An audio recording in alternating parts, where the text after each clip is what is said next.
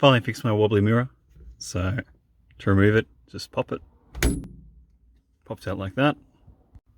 Remove these 3 screws. Be careful not to drop them. Hard to do one-handed. This ring sits in here. It's curved, so that bolt pulls out. If you're reinstalling, remove this bolt.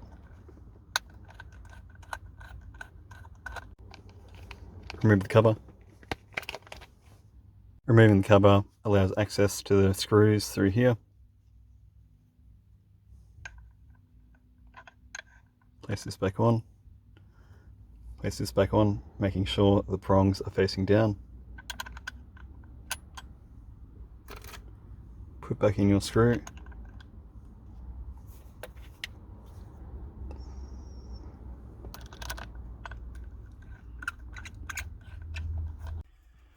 The screws are countersunk, so I like to do them up until they're tight and then loosen each one off. And then once everything's aligned, give it a final tighten.